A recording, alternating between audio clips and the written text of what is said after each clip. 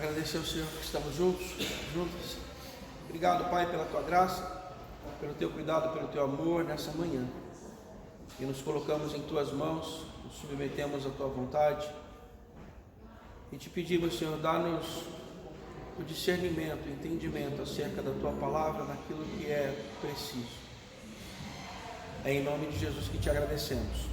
Amém. Gente, hoje nós temos uma tarefa, eu diria árdua. Veja aí todo mundo se vocês receberam o texto. Acabei de passar o texto para agora, tá? Não é o texto da semana passada, é o texto de agora. O texto da semana passada, a gente, que é na verdade o geralzão, né? Eu apenas disse que hoje eu ia falar sobre os textos. Antigo Testamento, um pouco de história, o Novo Testamento, a composição dos evangelhos e os gêneros literários. Chique, nossa. Essa classe está ficando muito chique. Isso. E aí hoje eu vou falar só sobre isso, os textos. E aí eu explodi os tópicos do que eu vou falar, ou tentar falar hoje. E preciso dizer para vocês o seguinte, seria aquele disclaimer, né? É assim que fala aquele disclaimer, aquele, atenção. Atenção, ó, veja bem, é um aviso. Não dá para esgotar esse tema. Outro, é óbvio, eu não sei tudo sobre isso. E se alguém disser que sabe, desconfie, porque isso é um mundo paralelo, meu. Isso aqui é Crônicas de Nárnia e C.S. Lewis. Você entra em Nárnia e você não sabe o que encontra. E por fim, por que você precisa saber sobre isso? Você precisa saber sobre isso porque você vai estar dentro de um grupo pequeno. Sabe, aquele grupo de barbearia que a gente se encontrava lá? E aí pode ser que de repente um doido, um louco, um alucinado, resolva fazer uma interpretação de um texto totalmente fora da casa, pegando, enfim, falando um monte de coisa. E aí você, que já sabe um pouco mais sobre de onde veio o texto, como veio, porque você, opa, peraí, isso aí está muito fora da casa. Dá para fazer algumas interpretações mais ousadas, algumas interpolações aí, mas isso aí não dá para fazer, entende? Por isso que você precisa ter alguns rudimentos, mas é rudimento mesmo, gente. É o básico do básico do básico, para que a gente não fique, como diz lá o autor da epístola, sendo tocado, feito folha ao vento, né? Todo vento de doutrina. A gente tem que ficar muito atento com relação a isso. Então é por isso. Bom, dito isso, a gente começa falando sobre os textos da Bíblia, Antigo Testamento. Aí eu preciso começar falando um pouquinho da história. Quando a gente pega o texto, eu não vou, a composição ali está tão bonita, eu ia pegar a Bíblia grande ali, mas quando você pega o texto do jeito que está, você vê a nossa Bíblia hoje a gente tem a Bíblia, tem o papiro digital, né? Tudo no celular. Você não tem noção, a gente não tem noção de quanto sangue, suor, lágrimas foram derramados para que esse texto chegasse nesse formato para nós. Então, esse formato que a gente vê aqui como livro, a gente chama de códice, que é esse formato onde você coloca página a página. Antigamente você costurava essas páginas, colocava sob duas capas, e esse nome a gente chama de códice, é o formato que a gente usa. Antes eram os rolos, e os rolos eram feitos também como livros.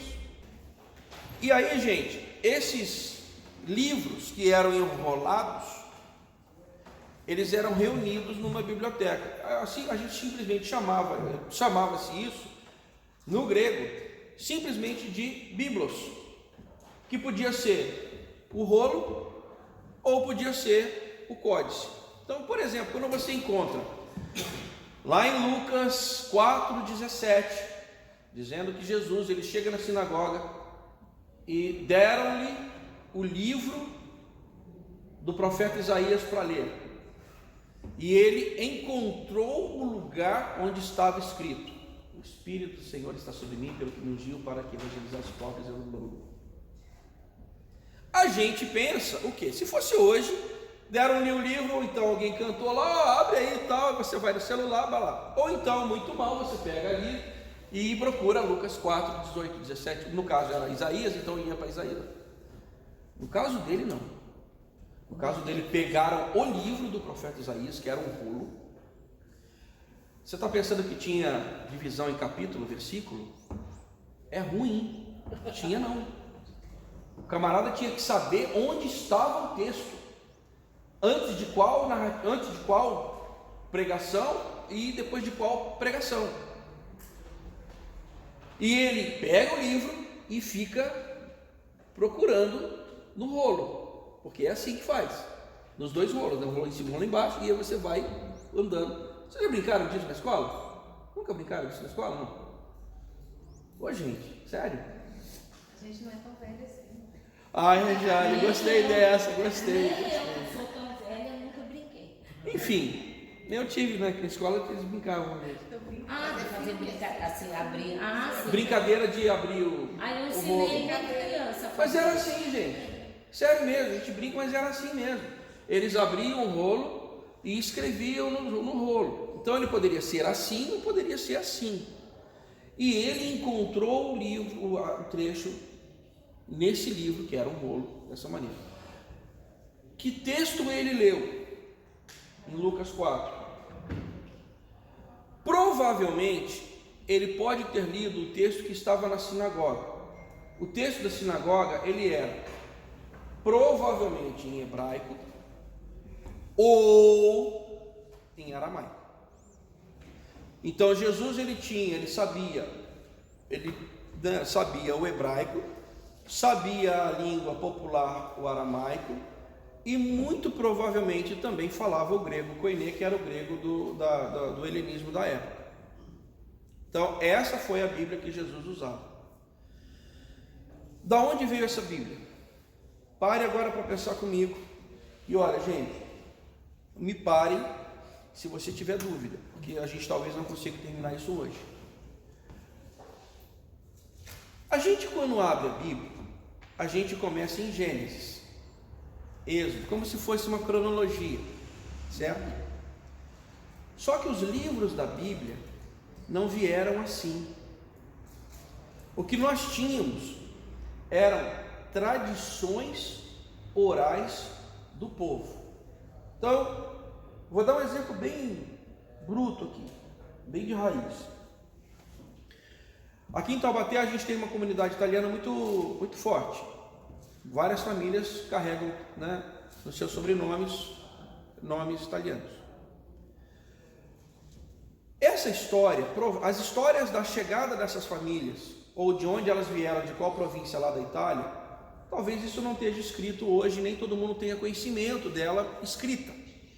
Mas é bem provável que se eu perguntar para algum Peloja, para algum Montese, para algum Gadioli, alguém, eles vão dizer: minha família veio de tal lugar, de tal província, o meu avô, meu bisavô, e isso e aquilo. Eles têm uma história para contar. Com relação ao texto bíblico, foi a mesma coisa. Eles tinham uma história para contar. E aí essas histórias elas iam passando de geração em geração, por tradição, né, conversada, oral, até que chega um momento da história que eles começam a registrá-la, para que não se perdesse por aí. Imagina, olha o risco que esse povo passava. Digamos que numa dessas guerras, porque o povo para fazer guerra, né? Você vai dizer que o povo hebreu não fazia guerra? Olha, eu vou perguntar qual a Bíblia que você leu, porque o povo para fazer guerra. E eles viviam em guerras com os povos, para onde eles foram, tinham povos lá. Isso aí daria também uma outra discussão, enfim. Chegaram lá, tinham povos, e esses povos viviam em guerras com eles. Imagine que numa dessas guerras, todo o povo judeu fosse dizimado e sobrasse um pequenininho, um restinho, que não tinha memória das histórias passadas e nem tivesse os mais velhos para contar, porque eles morreram na guerra. E aí? Olha o problema. Então, em determinado momento, quando eles se estabilizaram, eles resolveram registrar essa história. Então, os primeiros registros, eles datam da época, sim, dos reis de Israel, e começaram a registrar isso. E a partir dali começaram a também registrar as outras histórias de outros. Por exemplo, o livro de Jó, como se sabe, hoje é pacífico na crítica bíblica, é o livro mais antigo da Bíblia. Ele está distante de nós mais de 3.500 anos. Por quê? Era relato de um personagem hebreu, que naquele livro já tem uma discussão teológica forte entre se você está em desgraça, é porque você pecou. E Jó dizendo, não, eu não pequei. E aí a discussão, nos mais de 40 capítulos de Jó, é sobre isso. Os 3 amigos de Jó tentam convencê-lo de que, enfim, e aí o resto você conhece. Registram esse texto e aí começam a recopiar e recopiar o texto. Pergunto: quando você copia um texto para um outro texto, ele não é passível de erro? Não é? Porque você não tem copia e cola, né, naquele tempo. Ctrl-C, Ctrl-V não tinha. E aí? Como é que faz? Às vezes também você pode dar uma melhorada, né? Você achar que não. Isso aqui estava errado, eu acho que eu vou colocar aqui. Ou então, olha, tem determinado rei que não gosta desse trecho, vamos tirar e... Não foi assim que me contaram. Fala, Frank. Vamos aprofundar ou vamos ficar só no... Não, vamos só por aqui. Não, eu tô falando porque, só de curiosidade, tem uma corrente que defende que o livro de Jó, ele não foi escrito... Sim. Só. Não, isso é fato, Foi escrito e depois... Sim. Milhares de... E olha, gente, acrescentou alguma coisa. Nisso, a gente precisa ter um pouco de maturidade para entender o seguinte: aquela ideia de um autógrafo original, o que a gente chama de autógrafo? Tem um original que Deus veio e deu para a pessoa. Isso, ela acontece talvez com o Pentateuco, que é um negócio bem... Lá diz, olha, não, é textual. Deus deu as tábuas da lei para Moisés. Ponto. Começa o problema quando lá no final, lá no finalzinho do Pentateuco, fala que Moisés morreu. Fala de o sepultamento, o povo chorou e tal. Moisés escreveu isso? A não ser que você acredite em reencarnação ou psicografia. Você está entendendo? Então, assim, a gente precisa ter uma clareza e maturidade para entender que os textos foram escritos por pessoas, comunidades, escolas rabínicas, e esse texto ele foi acertado, vamos dizer assim, ele foi fechado. Por isso que aí no texto que eu passei para vocês, olhem aí que eu falo sobre o texto escrito. O texto escrito, eu começo falando sobre o texto massorético. O texto massorético é o texto hebraico. E ele tinha uma métrica. O que eu quero dizer com isso?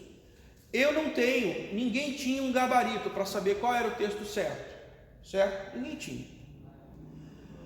Aí a escola de escribas, os massoretas, eles simplesmente fizeram o seguinte: bom, o texto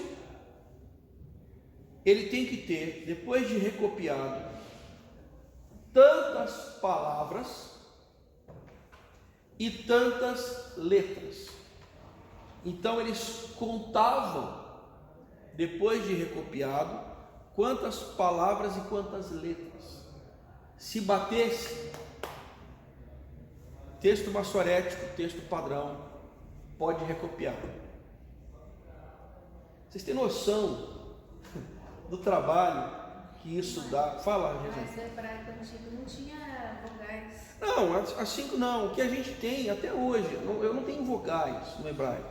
Eu tenho, a gente chama de mães de leitura. São sinais, pontuações que nos ajudam a vocalizar algumas palavras. Tanto que o hebraico hoje, veja, eu aqui não quero pagar uma de, o cara é bonzão, não. Gente, eu não sou fluente em hebraico. Meu hebraico é rudimentar, é apenas para ler o texto, porque não é uma língua fácil. Se o cara falar que você é molinho, facinho, então o cara tem muita facilidade. E ele é composto apenas de consoantes, e as vogais, elas são marcadas por, a gente chama de mães de leitura. São pontuações em cima de determinadas consoantes. Então, eu tenho o A, o E, o E, o I, o O, o U, né, marcados por essas mães de leitura. No texto hebraico, no texto massorético, você tem textos. Normalmente as contagens são feitas sem as mães de leitura. Então o texto é puro, é chapado, é aquilo. Eu pensei que esse texto massorético tinha sido criado para facilitar por causa de não ter vogais. Eu achei que era isso. Não, o texto massorético foi fechado para poder, na hora das cópias e das recópias, não haver inclusões ou glosas, ou retiradas de texto, para que alguém mais criativo dissesse: isso aqui está fora, eu vou tirar, ou então isso aqui eu vou pôr.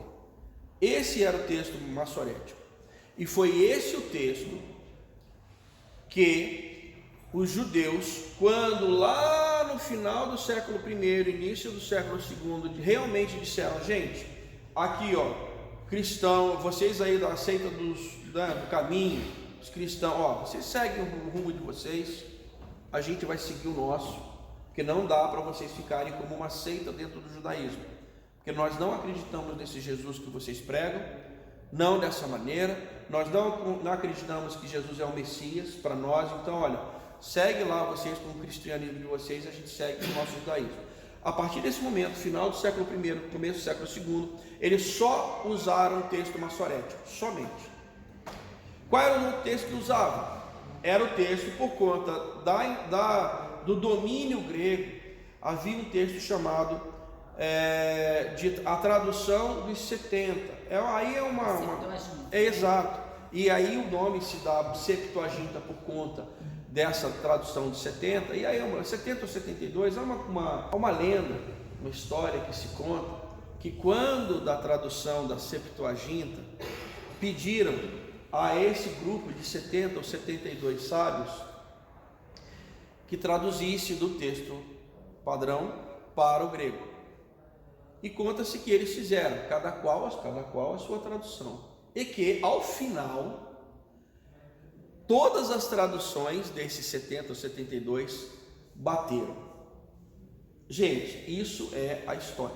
A história, aí você encara se é a história com H-I ou se é a história com E. Né? Tem a história e a história. Um inventado e outro inventado. Não sei. Mas também, em relação a isso, precisamos ter maturidade para entender o seguinte: nós temos hoje, quando a gente fala de originais, eu não tenho um texto original, mas eu tenho tradições orais que foram fechadas em texto escrito, e os mais antigos também traduziram esse texto escrito do hebraico para o grego, texto grego esse que foi usado fartamente pela igreja primitiva, e os judeus usavam o texto grego da Septuaginta, certo? A igreja primitiva usava o texto da Septuaginta. Até aqui está tudo bem? Eu quero só entender, foi feita a Septuaginta para poder todos os povos... A linguagem do povo é como se hoje a gente traduzisse tudo para inglês, porque supostamente todo mundo fala inglês. Quem era esses 70? Eram 70 sábios, né? 70. Homens, gregos, Mas eram né? escribas. Eram escribas, doutores escribais. É só o que a gente sabe. Até aqui está tudo bem? Pois bem. Agora, uma coisa que eu estava estudando essa semana, Jesus, e seus discípulos, e quem conviveu com Jesus ali até o ano 30, por ali, 29, 30, né? O que eles tinham de Antigo Testamento incluía os livros. Eu não sei, olha o texto aí, o texto que eu passei para vocês aí, tem uma outra setinha aí, depois do poético sapincial eu botei um hífen, e eu olhei aqui, nossa,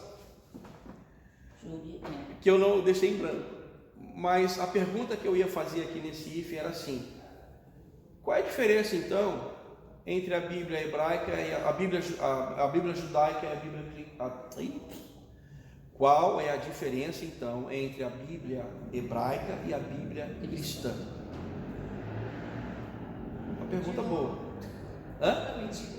Hoje. Não, a gente vamos como diria o não. A Bíblia hebraica não tem o Novo Testamento. A Bíblia hebraica, ela primeiro, sim, a gente entende, o Novo Testamento não faz parte da Bíblia hebraica. Eles não incorporaram isso, ponto. Mas a Bíblia hebraica, que seria o Antigo Testamento, ainda assim, ela tem algumas diferenças. E quais são? Fundamentalmente, eles usaram o texto massorético, que não continham os livros ditos que a gente hoje conhece como livros apócrifos ou deuterocanônicos, que a Bíblia católica tem. Então, quando você, por exemplo, quem daqui veio da tradição católica? Regina, Danilo, nossa, vários de vocês vieram, né? Faz muito tempo. Não, tudo bem. Vocês Vocês lembram que na Bíblia de vocês tinha alguns livros? Baruque, Macabeus, Judite, Eclesiástico. Aliás, gente, Eclesiástico e Sabedoria, essa só Macabeus é muito bom, né? Que tem uma história. Tem, é um livro histórico. Eu não tinha, confesso a vocês, eu não tinha lido o livro de Eclesiástico, o Eclesiástico e o livro da Sabedoria, que está na Bíblia Católica. Que não é Provérbios. Que não é Provérbios. Eu recomendo a você que, se você puder, leia, porque é de uma riqueza impressionante. Então, da onde ele veio? Ele veio do texto grego. Por quê? O texto grego que a igreja primitiva usava continha esses livros, todos esses livros. E o texto massorético não. Por que que diferenciou? Porque, como eu falei para vocês, final do século I, estava lá uma seita que para eles era povo doido, dizendo que o Messias já tinha vindo, que ele era o Messias, esse tal de Jesus ressuscitou e fez um monte de coisa. E esse pessoal aí, porque muita gente do judaísmo, inclusive doutores da lei, se converteram ao cristianismo, aceitaram Jesus, essa coisa do Jesus messiânico. E eles começaram a olhar para o Antigo Testamento deles e dizer: ó, está escrito isso, está escrito assim, está escrito assado. Querem ver alguns exemplos? Quando na entrada triunfal, certo? Eis aí vem o seu rei montado numa jumenta, num jumentinho, filho de jumenta. Isso é uma referência ao Antigo Testamento, se não me engano, no livro de Miqueias. Os caras, eles começaram a pegar textos. As falas de Jesus: Deus meu, por que me desamparaste? Onde é que está isso? Salmos. Salmista diz: Deus meu, por que me... Aquele trecho que fala do vinagre: me deram vinagre. Isso está onde? Me deram vinagre. O próprio Isaías 53, Rejane, quando a gente lê hoje: Cristo levou sobre si as nossas dores, e depois, e sobre as suas pisaduras nós fomos sarados. Essa reinterpretação, ela faz todo sentido lendo através de Jesus, que depois a gente, não hoje, mas a gente vai falar sobre o nosso óculos cristocêntrico. Você lê Isaías 53, parece que foi escrito por uma testemunha da crucificação. Vocês estão percebendo? E aí, olha que problema. Olha que problema. Os caras estão com uma tradição maçorética, vou colocar assim, uma tradição judaica dentro do texto maçorético deles, que remonta a 2.000, 3.000 anos. E aí, a possibilidade do Messias está ali, aquele povo entende que Jesus tem um monte de escriba abraçando a fé e começando a fazer referência do texto do Antigo Testamento. Qual o texto que eles usavam? Usavam a Septuaginta. Marco, deixa eu só então entender que a Septuaginta foi a versão que se espalhou pelo mundo a partir do século I. Então a gente pode considerar que, guardadas as devidas proporções desses 21 séculos, com o advento da imprensa, com a tradução da Bíblia para o alemão lá na Reforma, tudo, é esta versão de cada tradutor que nós usamos hoje? Sim, não. Guardadas a todas as... Guarda a tua pergunta, que eu já vou falar, vou chegar por que a gente usa essa tradução sem os livros deuterocanônicos. Aí, chega naquele momento, eles dizem, gente, a gente tem que parar esse povo, porque eles estão usando a nossa Bíblia para dizer que esse Jesus é o cara. Como é que a gente faz? Qual era a arma que eles tinham? Bom, todo mundo sabe falar hebraico? Não. A versão grega, que não é a versão, vamos dizer assim, autorizada, maçorética, todo mundo usa, todo mundo tem, ou está aí à disposição. Então vamos fazer o seguinte, vamos fechar o nosso cânon com a versão maçorética e deixa os cristãos usarem a Septuaginta, de modo que a partir do final do século I, início do século II, os judeus, depois o templo foi destruído no ano 70, enfim, aquela coisa toda, houve uma grande diáspora judaica e tal, então eles, para preservarem a sua fé, estabeleceram que o texto padrão é o texto maçorético, o texto hebraico, e abandonaram a Bíblia grega. Quem ficou usando a Bíblia grega? Os cristãos.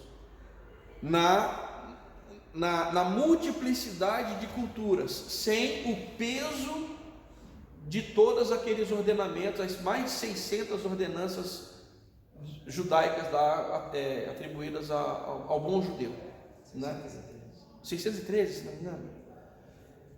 E aí você imagina, você pega um texto grego, põe na mão desse povo todo, as igrejas vão, e gente, aí, por isso que a gente chama de patrística, isso mesmo, há uma profusão de heresias, de dogmas esquisitos, tal, até que se fecha, vamos dizer assim, uma doutrina mínima, porque, gente, perdeu-se, os padrões se perderam. Quando finalmente a Igreja Católica Apostólica Romana, depois que se institucionaliza, e lá na frente é feita vamos dizer assim, a tradução da Bíblia católica, a Bíblia grega, para o latim, é traduzido da Septuaginta. Por isso que a Bíblia latina também tem, né, a versão latina, a Vulgata, que se chama. Marco, a Septuaginta ela tem 266 livros, mais os apócrifos. Mais os isso mesmo, mais. E Daniel, aquele editor lá de Veneza, esqueci o nome, Daniel, esqueci o sobrenome dele. Quando ele na prensa fecha a primeira tradução da Bíblia católica, ela fecha a tradução a partir da versão grega. Os católicos usam essa versão grega até hoje pelas suas traduções. Até hoje, quando você abre uma Bíblia católica, aquela Bíblia do Antigo Testamento, me referindo, ela é a Septuaginta traduzida. Claro, com as nossas versões hoje, que nós temos todo esse aparato de comparação, o texto da Septuaginta ele é cotejado, né, comparado com o texto maçorético. Então, vocês que querem, tiver alguma dificuldade em algum texto, há uma Bíblia que é a que eu recomendo e o pessoal que lida com isso recomenda. É a Bíblia de Jerusalém. É uma Bíblia editada, assim, eu não sei se pela Loyola ou pela Paulus,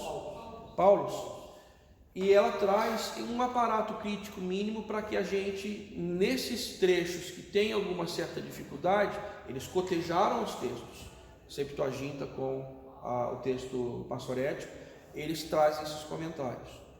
E é o texto que os católicos apostólicos romanos leem até hoje. Pois bem, quando dividiu esse negócio? Na reforma. Quando da reforma protestante. Lutero não traduziu os seus livros. Lutero não queria aquela Bíblia, porque, ora, para conversar comigo. Se o problema é a Igreja Católica com todo esse aparato, eu vou usar a Bíblia dela? Não, eu quero ir lá para a origem. Eu vou usar qual Bíblia? A hebraica. A partir dali, nós, de tradição protestante, fechamos o nosso entendimento, tanto que nós, metodistas, e o mini curso é esse, é a leitura, né, a interpretação da Bíblia à luz da nossa teologia. Nós, protestantes, linha wesleyana, nós usamos a Bíblia como texto padrão, a Bíblia protestante, que é a Bíblia hebraica. Então não foi a Septuaginta. Não foi a Septuaginta. Foi indiretamente, mas ele Exato, ele foi lá fechou. na Bíblia hebraica para comparar e ele disse, esses livros não tem, porque ele tinha que ter um padrão para tirar os livros, né? Não é Mas o a que tradução foi feita pela Septuaginta. Então, hoje, a Sociedade Bíblica do Brasil, principalmente a Sociedade Bíblica do Brasil, as traduções elas estão cotejadas com o texto hebraico, com a Septuaginta e ainda alguns trechos com a Vulgata, que é o trecho. Por quê? Na crítica hoje, o problema é qual é o texto mais antigo? Gente, isso é um problema. Não sei se você tem noção. Só para você ter uma ideia, há um livro grego antigo chamado eu estou tentando me lembrar do geômetra, os elementos de Euclides. É o fundamento da geometria, chamada geometria euclidiana. Isso é um texto clássico, do grego clássico. Vocês têm noção de quantos exemplares tem dos elementos de Euclides hoje? Não chegam a 20, mais ou menos. Agora, quando você vai pegar textos e pedaços da Bíblia hoje, gente, nós temos quase 1 milhão. É papo de centenas de milhares de fragmentos, entre textos e fragmentos. Então esses textos eles foram, e aí você tem diferenças entre eles. Na hora de você fazer o estudo, é o grande problema, percebe? Por isso que é importante que a gente tenha isso em mente. Ok? Bom, Léa, respondi. respondeu. Aí, Na olhando verdade, aí. você já falou que a nossa Bíblia hoje ela coteja. Cotejo. Falando nisso, a Sociedade Bíblica do Brasil, ela fez nós metodistas, usamos para nosso uso litúrgico, João Ferreira de Almeida. a João Ferreira de Almeida na edição Revista e Atualizada do Brasil. Ela veio de 1967, foi reeditada em 93 e hoje existe uma nova versão Almeida, que eles chamam de NAA. Esse aplicativo aqui tem. Aliás, gente, existe o aplicativo da Sociedade Bíblica do Brasil, é de graça, você pode baixar e você vai ter essas várias versões ali na palma da sua mão. Isso é muito legal para você fazer as comparações. Vocês que estão lidando com grupos menores, quando chegar texto complicado, aliás, vocês estão me devendo, viu? Vocês ficaram de me mandar texto difícil aí pro meu WhatsApp. Eu já estou com 3. A Léa me mandou um, a pastora me mandou. Lembra a gente, não? Mano, lembro. A Léa me mandou um, a pastora já me mandou um também cabuloso e a Rosiane também. Era, né? Você queria, né? Eu quero que vocês peguem aqueles textos que você olha assim, o que isso quer dizer? Eu quero esses textos. Aqueles que, sabe, Você tem. Aí já foi. O pessoal, quando eu falar sobre os exemplos, no dia que Você a não gente. devia ter falado. Pode ser que eu não saiba, mas claro que eu não vou saber. Mas a gente vai procurar. No dia, eu já me pediram, a gente vai falar sobre os 144 mil, se era 144 mil mesmo. Ou a gente vai falar sobre o homem sanguinário, aquele que está em Êxodo 4 ou 6. A pastora me pediu um texto. Ai meu Deus, esqueci. E a Lely mandou outro que eu também esqueci. Mas Eu não lembro agora. lembrem, mandem no meu WhatsApp para a gente poder usar como exemplos. E a gente vai usar a partir da leitura do estudo que a gente fez. Dito isso,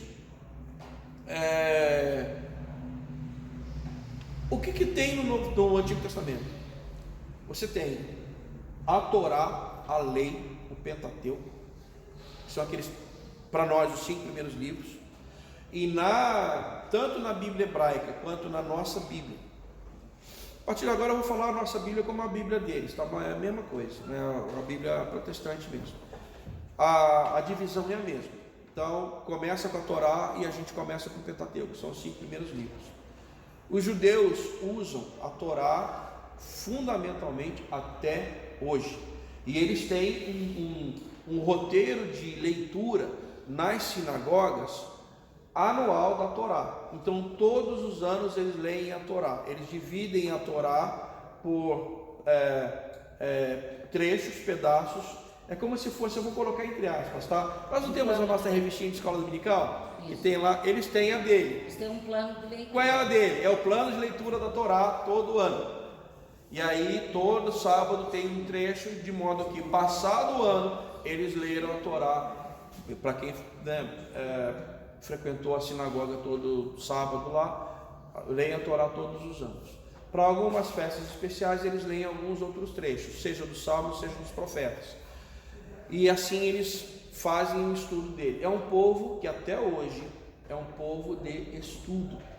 Por isso que quando você nos evangelhos vê Jesus debatendo com os escribas, ele discutiu muito com os escribas e doutores da lei, porque ele tinha que ter muito conhecimento da Torá para poder discutir isso com eles. Porque até hoje, gente, eles não se submetem a qualquer tipo de entendimento sobre a Torá. É muito difícil eles quererem responder. Aliás, eu estava agora, semana eu assisti, eu gosto muito desses embates entre judeus e cristãos, porque assim, eles falam cada coisa batendo no nosso Jesus, que assim, a gente que já tem a nossa leitura da fé e a nossa fé estabelecida, a gente olha, lê, vê assim, engraçado, né? Eles talvez olhando para nós, eles digam a mesma coisa. Engraçado, né? Mas uma entrevista de um pastor protestante norte-americano com um rabino em Israel, à beira lá do Muro das Lamentações. E o pastor ele faz somente as perguntas: por que vocês não aceitam Jesus? E o rabino vai pontuando algumas coisas. Gente, a discussão é uma discussão em cima do Antigo Testamento. E assim, você pensando, gente, faz todo sentido. Quase convence. Talvez, não sei. Mas assim, faz todo sentido sob o ponto de vista deles. Se eles não creem, e você comparando o que eles dizem com o que está escrito, pode fazer sentido. Mas a partir da nossa experiência de fé, a gente os nossos óculos. Por isso, gente, nos grupos menores, é bom que você sempre enfatize a questão da experiência individual de cada um, porque o Evangelho a partir de Wesley e tudo mais, é uma religião do coração. Razão, sim, e eu vou falar sobre o quadrilátero wesleyano para a interpretação da Bíblia, mas é uma religião do coração. Eu preciso experimentar, não é só de cabeça, é de coração. Então, essa ênfase na experiência ela é importante, porque, inclusive, veja, o próprio movimento metodista ele só começa Por causa de uma experiência. a partir de uma experiência. na rua Aldersgate, lá, Aldersgate, numa noite que o cara nem queria ir. O Wesley diz isso no diário, ele foi a contragosto.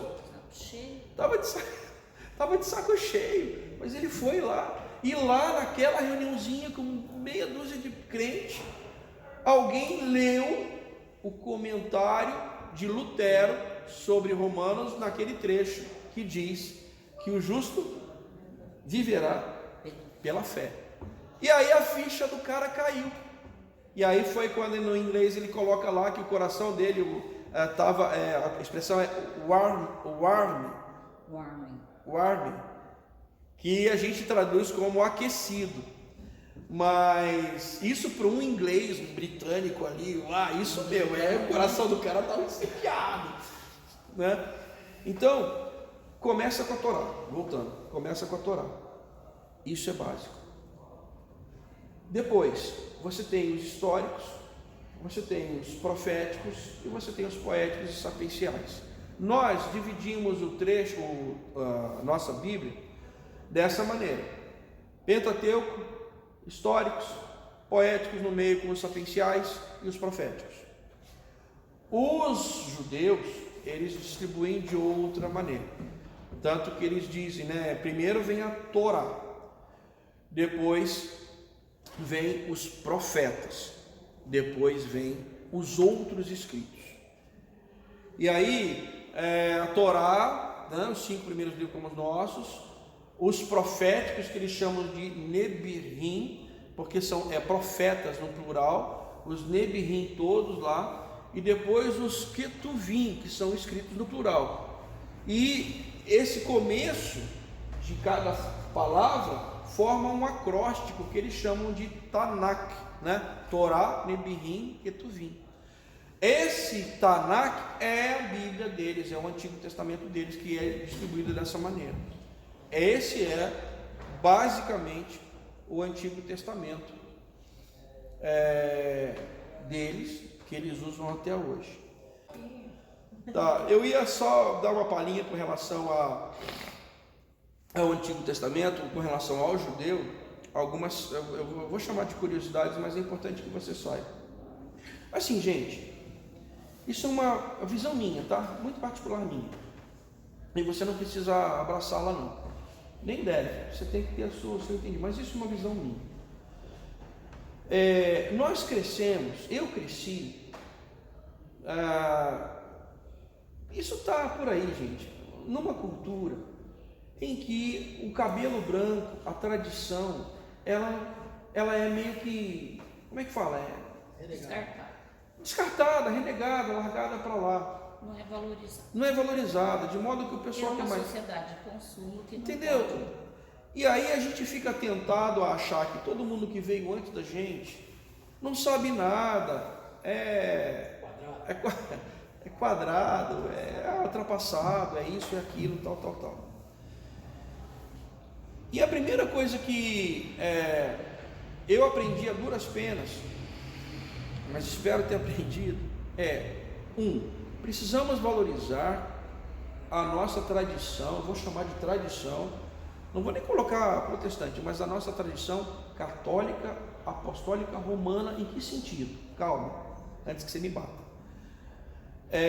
Antes da reforma, nós tínhamos a patrística, os pais da igreja,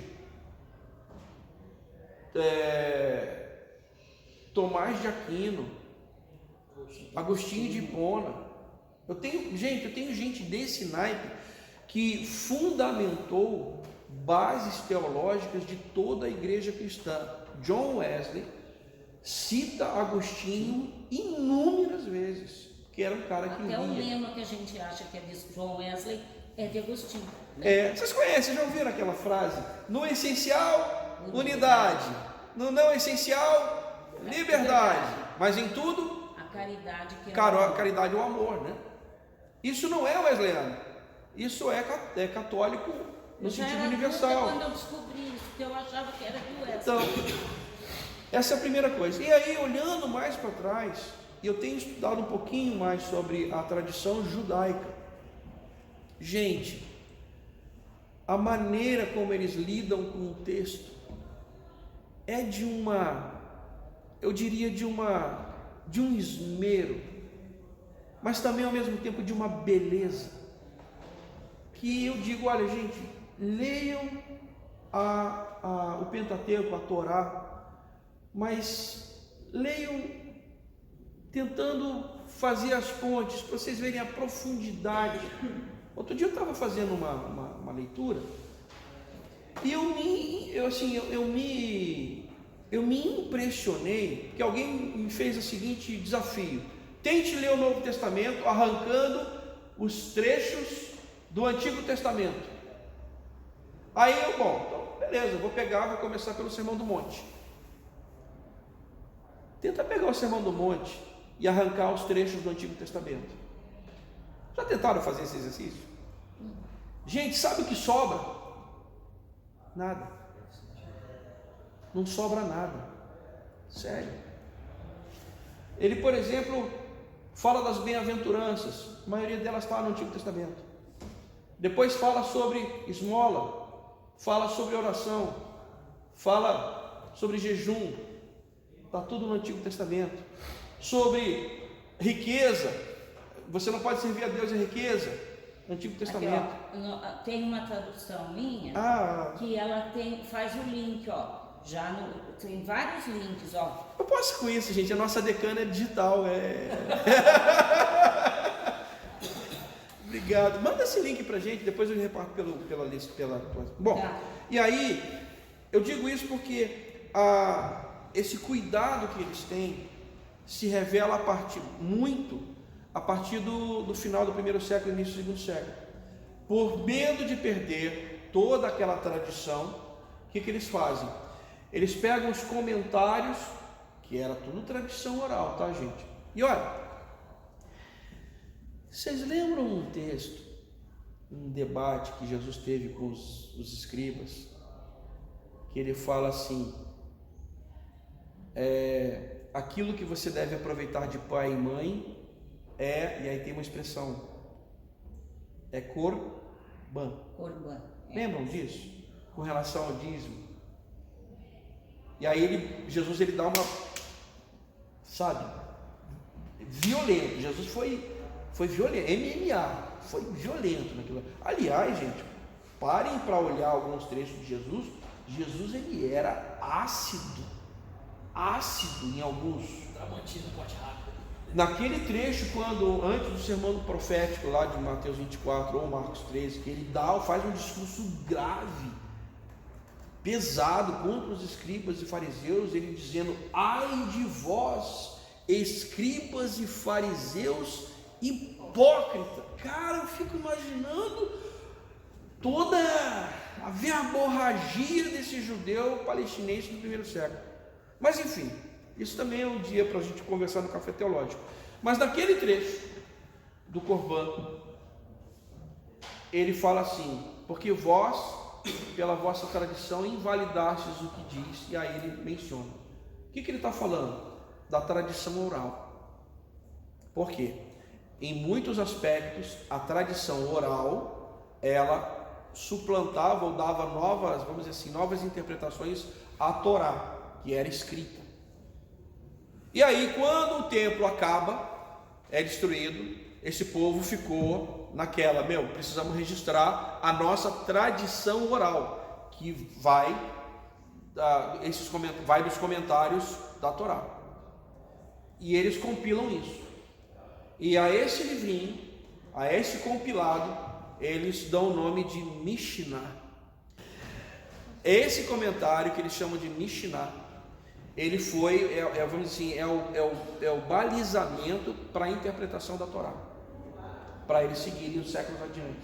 E os comentários e as discussões acerca da Mishnah, que foram feitas lá na Babilônia e em Jerusalém. Tem outro nome, não tem?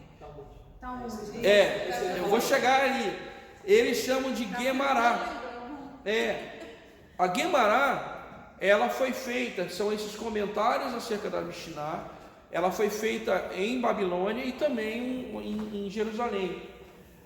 Essa Guemará, seja a babilônica, seja a de Jerusalém, ela juntada à Mishnah, dá-se o nome de Talmud, que é, depois da Torá, o livro, o compêndio mais importante para o judaísmo até hoje. E eles estudam isso em profundidade. Eu tive lendo alguns poucos comentários de alguns. Mas eles falam mal de Jesus pra caramba nesse Talmud. Sim, falam bastante. Falam bastante. E falam mal. Eu não consigo pensar em ler um livro que fala tão mal do nosso. Rejane, mas é importante a gente pensar. E é importante a gente ler, porque esse cabedal de. Ô Keila, você ouviu a fala da Rejane, que eu acho que vai enriquecer bastante. Que ela está dizendo. Ouvi bem baixinho. Ela está dizendo que não gosta de ler livros que falem mal de Jesus e tudo mais.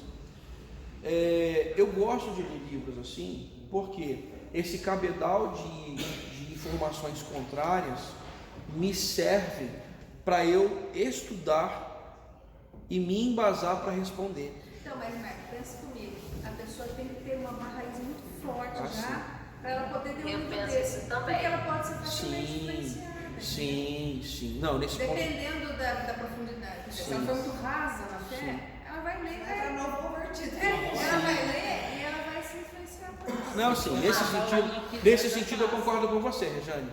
Você ouviu, Keila?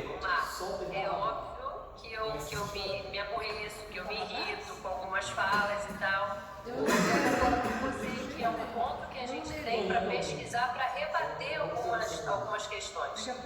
Quando alguém vier com você com uma fala preparada, por exemplo, de um livro assim, está falando de Jesus, nesse livro fala de Jesus isso.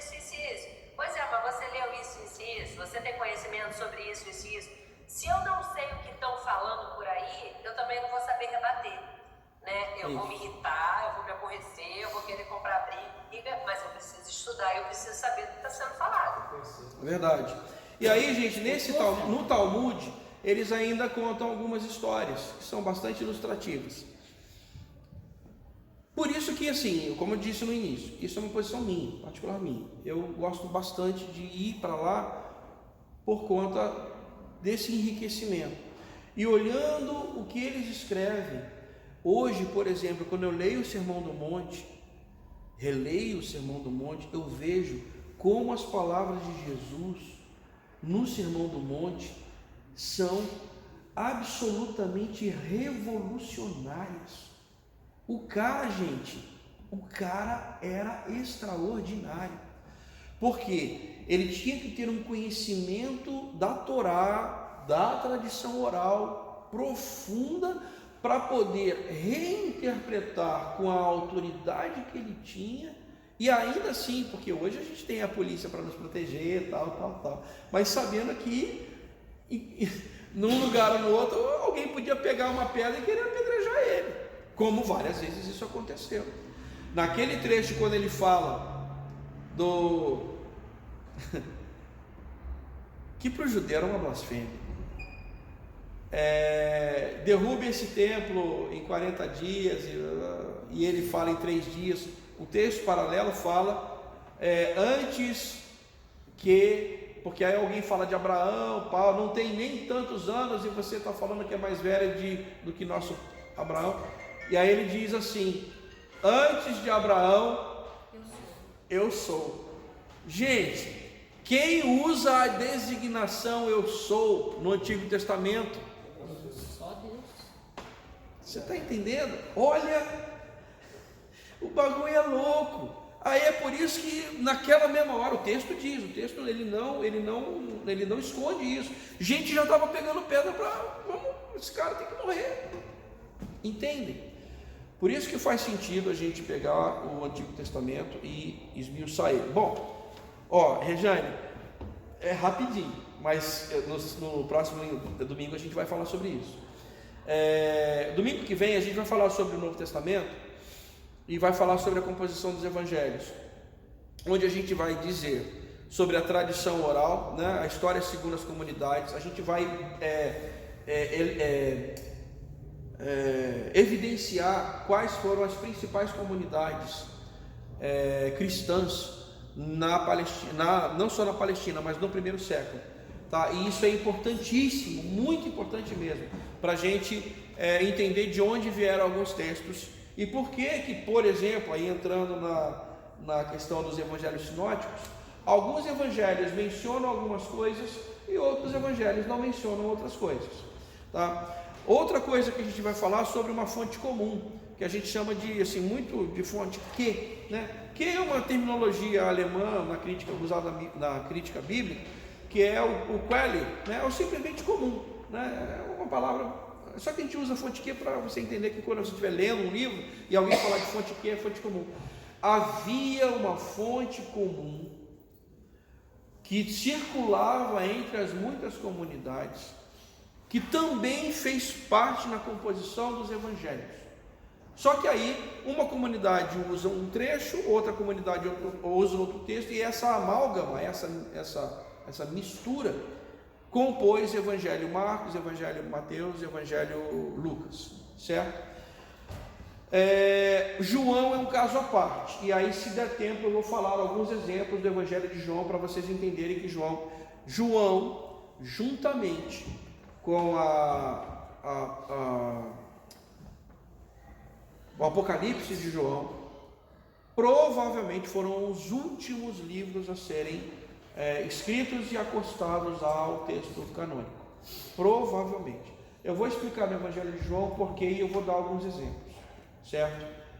Para que isso vai servir? Não é para derrubar o texto, é para que a gente entenda aquela ideia do que você falou mais cedo, Regiane, da história com HI e da história com ES. Aqui nós não estamos falando de uma comunicação social jornalística, onde o A tem que ser A e se não for é fake news e vou botar lá para ver. Não estamos falando disso. Aqui nós estamos em outro momento, em outro lugar, em outra cultura, de modo que as narrativas, elas são construídas segundo o entendimento teológico daquele povo. Isso é importante a gente entender, porque depois alguém vai dizer, isso aí é mentira. Não, peraí, não é bem isso. Isso aqui foi uma construção teológica para que, por exemplo, vou dar só duas palhinhas aqui. A primeira, quando a gente hoje tomou ceia, Paulo diz, porque eu recebi do Senhor o que também vos entreguei, que não, provavelmente esse trecho seja anterior, inclusive, a alguns evangelhos. Ou seja, para te provar que a tradição oral da vida de Jesus já estava ocorrendo. Que na noite em que ele foi traído, tendo tomado o cano, aí isso está nos evangelhos. Foi isso que aconteceu, certo? Quando você vai lá para os relatos, tanto dos sinóticos quanto de João, está presente lá. Só que no texto, você vai ver algumas nuances. Eles estavam num lugar, e por exemplo, em João, Jesus ele faz um grande discurso. Já em Marcos é rapidinho. No outro evangelho diz, e tendo cantado um hino, retirou-se para o Monte dos Oliveiras. E aí? Então quer dizer que alguém mentiu? Não é isso. Foram pontos de vista diferentes, importância de cada um. Exatamente, dentro da narrativa, da memória e da construção teológica necessária para aquelas pessoas. Fala que tinha tantas pessoas, o outro fala que tinha só uma, não é assim? No relato da Assunção de Jesus, uns dizem que foram para o Monte tal, o outro foi para o Monte tal, mas foi para qual lugar? Enfim, e o segundo é com relação ao sepultamento de Jesus. Você tem o sepultamento de Jesus paupérrimo, quase cade único de promoção social aqui de Taubaté, né?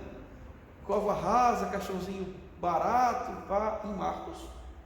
E quando você vai para o Evangelho de João, você tem, gente, uma verdadeira apoteose, é um acontecimento aquele funeral. Então, qual é o relato? É esse ou é esse? Então isso a gente vai conversar também no dia, tá? E eu vou falar sobre as hipóteses mais aceitas com relação à composição dos sinóticos e o Evangelho de João. Tá bom? Vamos orar. Pastora, a senhora ora para nós? Só que, pastora, a senhora tem como orar aqui pertinho? Para sair na... Ora aqui onde eu estou, ó. E aí sai ali. Vamos orar? Vamos. Pai, nós te louvamos, te agradecemos, Pai, porque o Senhor é esse Deus que cuida de nós nesse tempo, ó Deus, de estudo, um tempo, ó Deus, de aprendizado. Amém, Pai. Um tempo, ó Deus, que o Senhor nos chama a isso, ó Deus, para Obrigado, cada dia sim, mais Jesus. nos aprimorar, Deus, para que possamos continuar pregando a Tua palavra. Amém. Continuar levando, ó Pai, a Tua palavra. Nós te louvamos, Pai, por cada um que aqui está, cada família. E agora, Senhor, que este aprendizado não fique só nesse tempo aqui da classe, mas que Sim, durante Pai. a semana nós possamos, Pai, nos debulhar na Tua palavra. Amém. Nós possamos, Pai, buscar o conhecimento do Senhor. Amém. Muitos estão perecendo por falta do conhecimento. Amém. E aqui, ó Deus, está o tempo de conhecer a Tua palavra. Sim, Abençoa, Pai, o irmão Marco, ó Deus, nesse Obrigado, tempo, Senhor. ó Deus, continua dando sabedoria ao Teu servo. E quanto a nós, Pai, nós te agradecemos. Porque, ó Deus, nós podemos aprender de Ti. Fica conosco, ó Deus, nos fortaleça na fé. Nós oramos agradecidos em nome de Jesus. Amém. Amém.